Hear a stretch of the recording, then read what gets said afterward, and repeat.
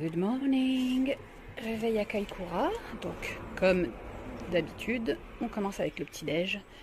On n'a plus de pain, donc je ne peux pas me faire de toast. Donc du coup, je mange 2 muffins au chocolat avec ce que je crois être mon dernier sachet de cappuccino au caramel. Ensuite, j'en aurai à la noisette. Et chose rigolote, ça c'est du café. C'est servi dans des sachets à thé, mais Marion s'est fait un café. Alors, nous voilà arrivés au lieu de départ de notre activité de ce matin. Le programme ce matin, c'est une croisière pour observer les grands mammifères marins qui vivent autour de Kaikoura. Alors, il y a un petit topo là-dessus. Alors, à Kaikoura, les dauphins et les cachalots peuvent être vus toute l'année. Les orques sont présents de décembre à mars. La géographie sous-marine qui est spécifique à Kaikoura, c'est-à-dire des eaux profondes proches des côtes, explique la présence de nombreux mammifères marins dans ces eaux, parce qu'il y a de véritables canyons sous la surface qui créent l'intersection des courants froids du sud et des courants chauds du nord, ce qui fait remonter à la surface les nutriments qui d'ordinaire restent au fond, ce qui explique qu'ils soient nombreux dans le coin. L'industrie autour des baleines à Kaikoura a attiré les premiers Européens dans la région. Les baleines font étape dans cette zone lorsqu'elles se déplacent depuis les eaux froides et riches en nourriture de l'Antarctique vers les eaux chaudes du Pacifique, là où elles élèvent leurs petits au nord de la Nouvelle-Zélande. Les mammifères marins bénéficiant d'une protection totale en Nouvelle-Zélande, Kaikoura est pour eux un environnement sûr et internationalement reconnu pour les observer. Alors en attendant le début de notre excursion, on se balade sur la plage, on a encore une demi-heure à patienter avant le départ. Marion s'est pris un petit café. Et puis là, on se balade un petit peu, on regarde la mer. La mer qu'on n'a pas énormément vue sur l'île du Nord, donc là on la voit, on va voir des paysages différents là pendant les 8 prochains jours.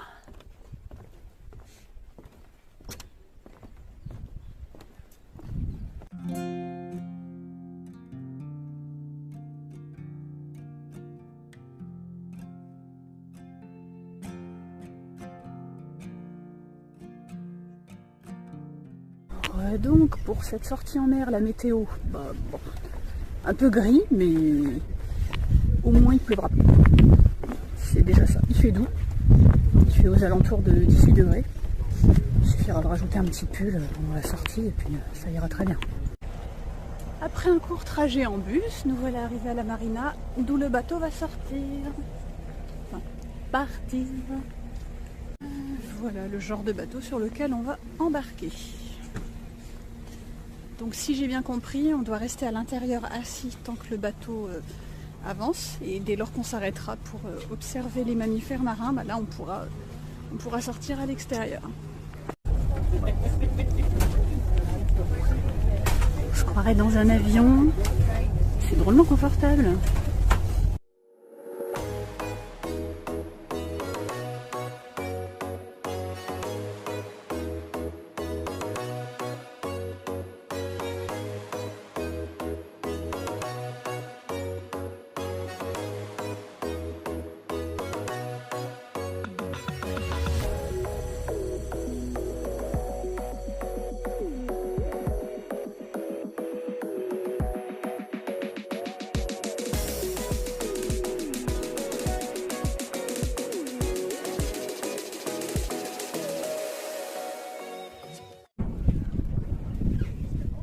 L'équipage a aperçu un cachalot proche, donc là on attend qu'il refasse surface.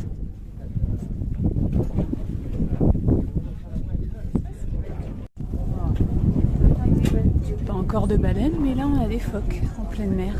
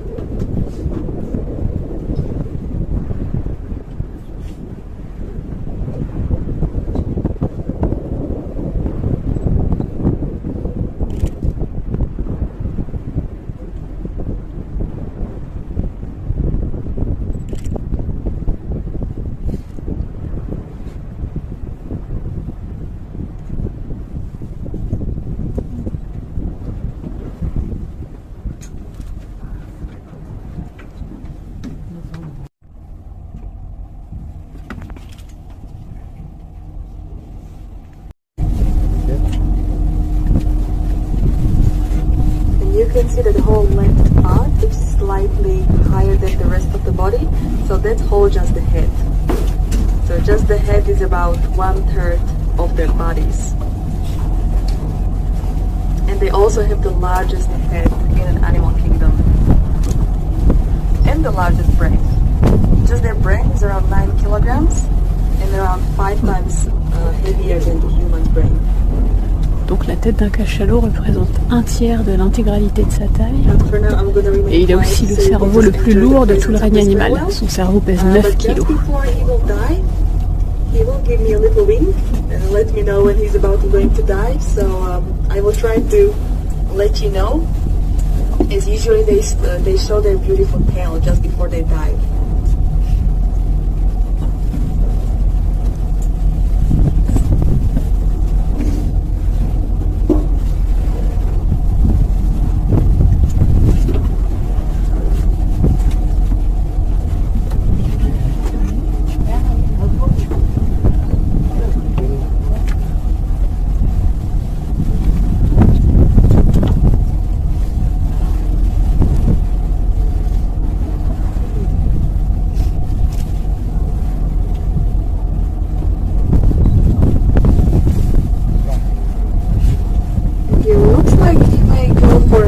So get your cameras ready.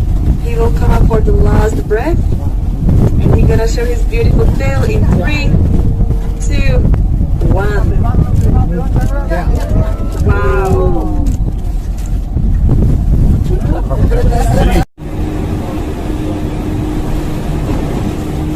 Alors là, ce sont des ectodauphins qui passent devant nous.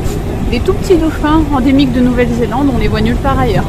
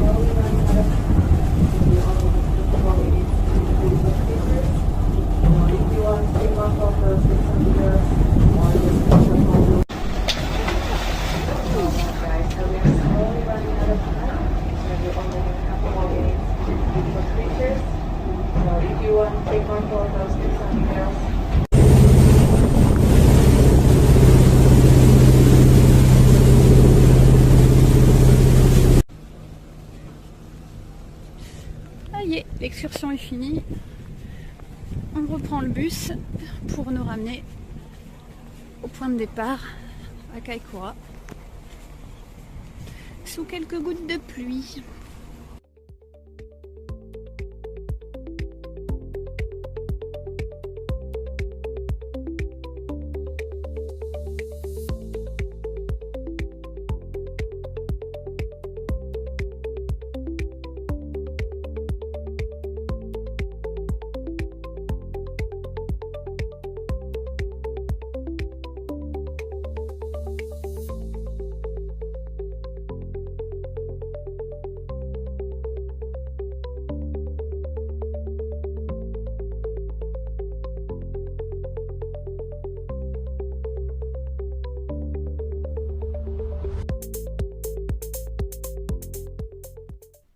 2h30 de route plus tard, nous voici arrivés à notre hôtel à Christchurch.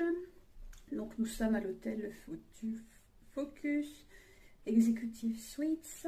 Donc, je vous montre ça. Donc c'est pas très grand, mais bon, on reste là 2 nuits, ce sera suffisant. Alors en entrant, on tombe directement sur la kitchenette. Micro-ondes, bouilloire, il y a même une presse à café à l'italienne. Non, c'est pas de la vaisselle, c'est le frigo. Donc une petite plaque, un évier avec toute la vaisselle qu'il faut. Une petite table pour manger éventuellement. Canapé, fauteuil, une petite table de chevet. Bon, on n'a pas d'espace extérieur. Ah. Hop, non. Salle de bain. Bon, pas bien grande, mais elle sera suffisante. Voilà, le lavabo, les pots, cabine de douche, impeccable. Un sèche-serviette, un confort auquel on commence à s'habituer. Ça fait plusieurs fois de suite qu'on a ça. Cette chambre qui sera celle de Marian. Alors Marian a décidé que les chambres à 2 lits simples, c'était pour lui. Le lit pour la valise et le lit pour lui. Ils sont gentils, ils nous ont mis des petits chocolats sur les oreillers. Puis donc ça, ce sera... Oh, un lit king size. Ça, ce sera ma chambre. Voilà, et puis donc on a tous les deux la même chose, chacun une grande armoire. Alors la vue... Ouais, écoutez... Hein. Ouais. Bon, écoutez, ça devrait aller.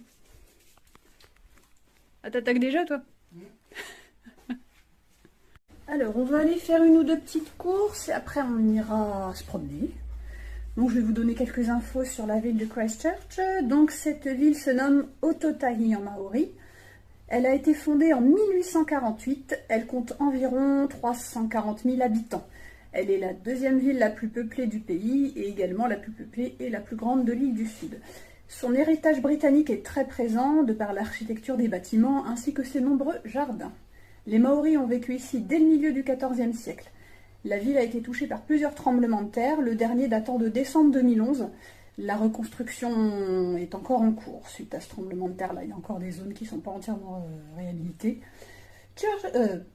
Christchurch est une ville animée avec de nombreuses options en matière de culture, restauration et tourisme.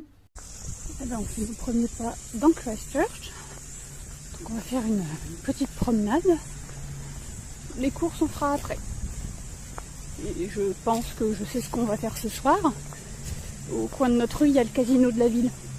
Donc le programme est tout trouvé.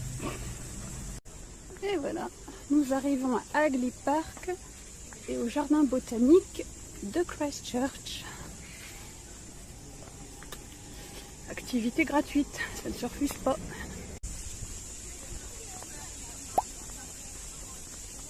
C'est déjà sympa.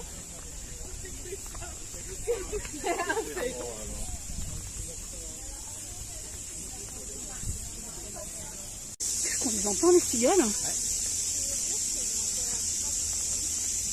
Avant, on les entendait qu'en forêt. Il y a un cours de tennis là-bas. Ça a l'air d'être un lieu sympa pour se balader ou s'occuper. Oh, il est beau ce sol pleureur. Ils sont des beaux arbres. Hein. On est tous d'accord, c'est très joli cet endroit en pleine ville. Hein,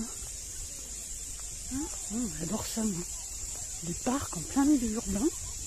Surtout quand ils sont voilà, si verdoyants, avec des allées pour se promener. Parking. J'adore ça.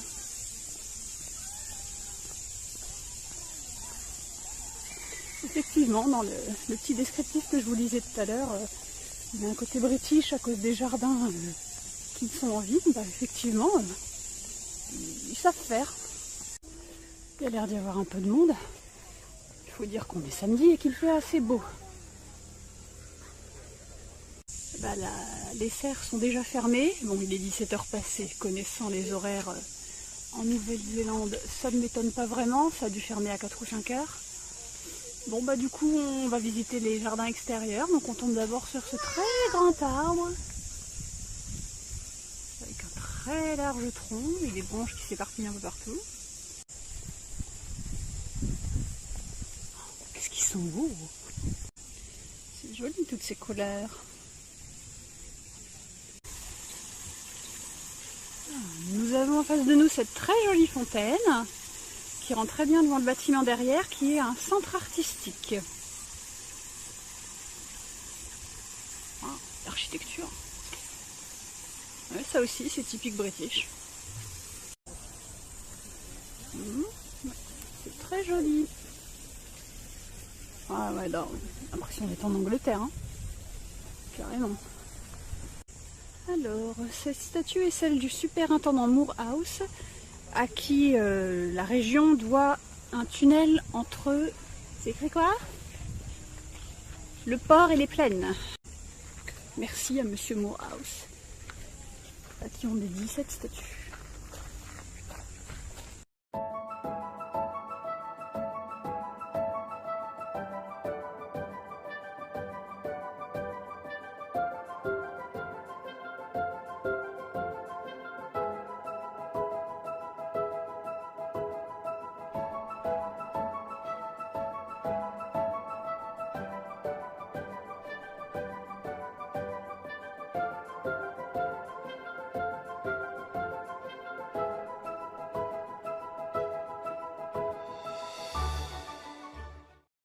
Alors là, nous voilà devant la World Peace Bell, la cloche de la paix dans le monde.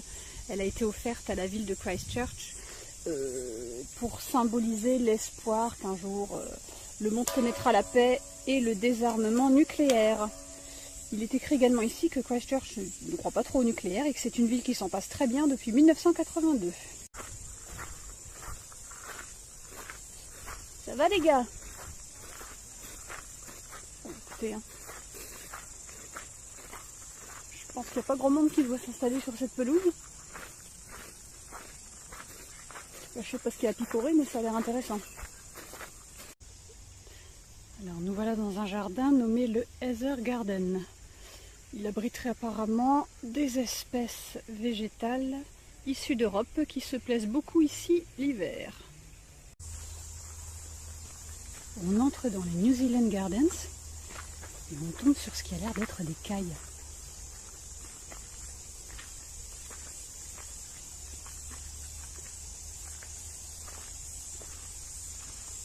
Ah ouais, on dirait bien. Donc dans ces jardins, ce sont uniquement des espèces endémiques ou natives de la Nouvelle-Zélande.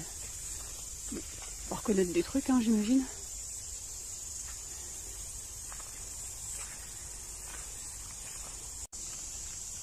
Les arbres sont vraiment impressionnants ici. Celui-là, il a l'air aussi haut que des séquoias qu'on a vus.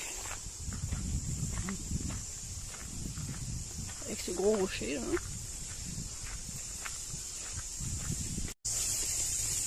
Ce géant est un eucalyptus. J'aurais jamais pensé que ce soit cet arbre-là. Non mais cet arbre est tellement bizarre, on croirait qu'il est fake, mais non. Il y a des espèces de trucs entrelacés ici, il y a des branches qui vont dans n'importe quel sens. C'est incroyable. Ils sont dingues les arbres aussi. Et là nous entrons dans le jardin des roses. Bon, il y en a encore pas mal. Quand même la fin de l'été. Hein.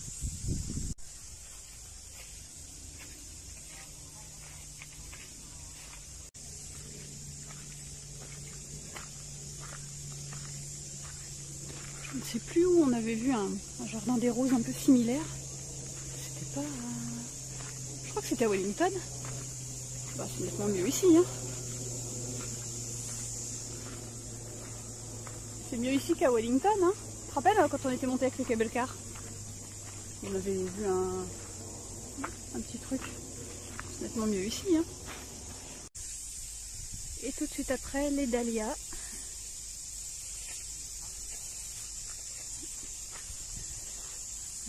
Des belles couleurs aussi. Bon, je suis incapable de vous dire autre chose que de vous parler des couleurs et si elles sont fanées ou en bon état. Hein. J'y connais strictement rien aux fleurs. Je suis allergique, hein, pour ceux qui savent. C'est joli, c'est sûr, mais c'est tellement chiant de s'en occuper. Donc non, c'est pas mon truc.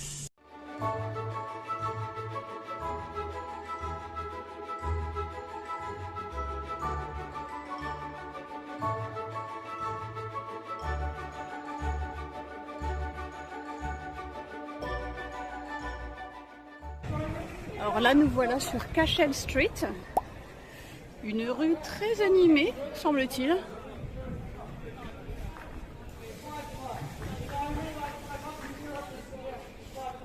C'est une rue marchande, piétonne ou semi-piétonne. Bon. En marchant, on tombe là-dessus, un magasin de jouets ou un Lego Store. Ils ont carrément reproduit la rue. On est passé sous ce pont là, puis là c'est la rue où on se trouve. C'est génial. Alors ça c'est une cathédrale qui a été assez endommagée pendant le tremblement de terre de 2011 dont je vous ai parlé tout à l'heure. Donc oui, 14 ans après, presque, la reconstruction continue.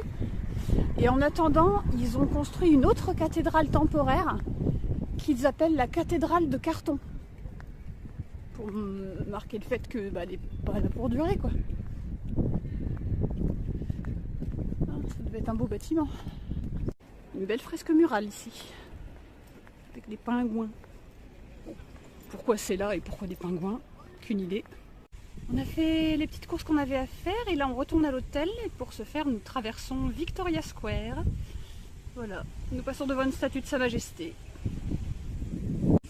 Et ici donc le fameux capitaine James Cook, navigateur et explorateur britannique dont vous avez déjà entendu parler.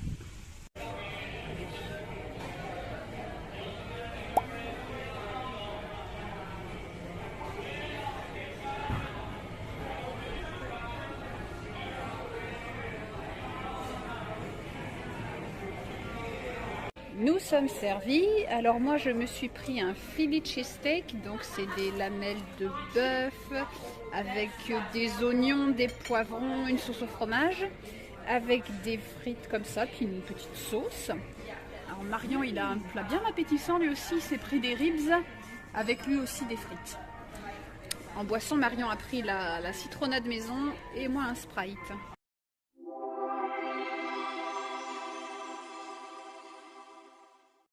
Là, c'est des wallabies en face de nous, des petits kangourous qui sont considérés comme une espèce invasive en Nouvelle-Zélande à cause de tous les trous qu'ils creusent.